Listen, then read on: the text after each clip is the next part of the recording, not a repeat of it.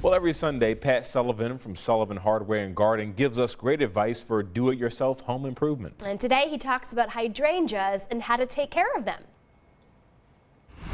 Well, we all love hydrangeas, unless we hate them, which some of us hate them too, because some of them give us a little bit of trouble. So there's different kinds of hydrangeas.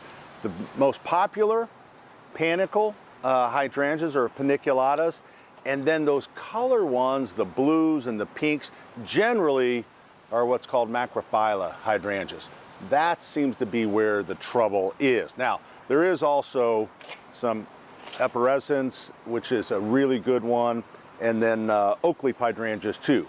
But we're going to focus on mainly the one that causes trouble. Now, panicles like this love the sun, easy to grow. It's really the ones that if you don't want to mess with them, this would be the one. But they do need some sun, and they come out, and they'll come out kind of green. They turn white, and then they start to drift to pink. And you can kind of see this one right here is starting to drift to pink and gets kind of, so they really give you a season long, not a season long, but a good long bloom time.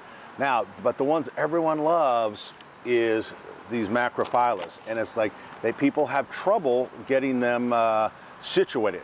The problem here probably is a number of things. One, you can prune them at the wrong time. So if it's an older variety, what you want to do is when we get to August, you fertilize them, you prune them early, and then let them go. And don't do any, if you do any fall pruning, you can cut off some of the color for the next year. Now, most of these now bloom on old and new wood, so that's not as much of a concern.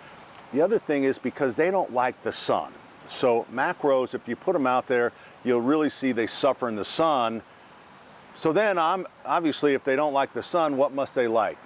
The shade. No, not exactly true.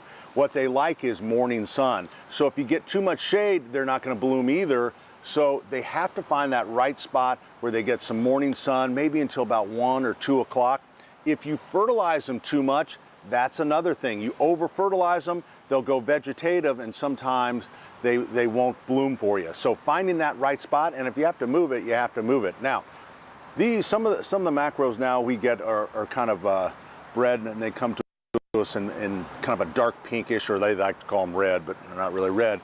But this seems to be what us Hoosiers like. We love the blue hydrangea, but unfortunately in our soil, because it's not acid, they naturally will turn to pink. So if you get them blue and you want to keep them blue, you got to put something on it to acidify the soil.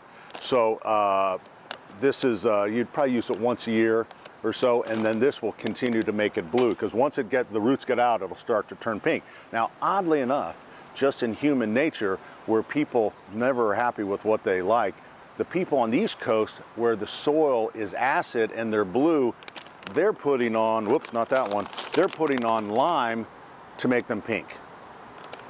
We're just never happy, kind of what goes on. And as long as I had this up, this is a great fertilizer for hydrangeas. It's really important to get them fertilized, but hydrangeas, we love them, and don't experiment with them. Move them around if you have to, because it's well worth it in the beauty of hydrangeas.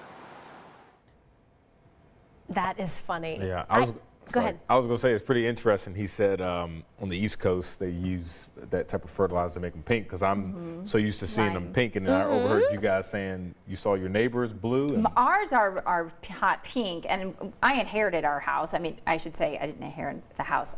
We bought the house, we inherited the hydrangeas, but they were all hot pink, and I love them. I didn't even think about a blue hydrangea. I know, and my neighbor has blue hydrangeas all over her yard, and it's beautiful. But I had never seen that before. Yeah, it's I was funny. Gonna say I've never seen you know, blue in person. So for me, I will take the plant that is the easiest upkeep. Exactly. That's my vote. Yeah. And that is where I am as well. I do not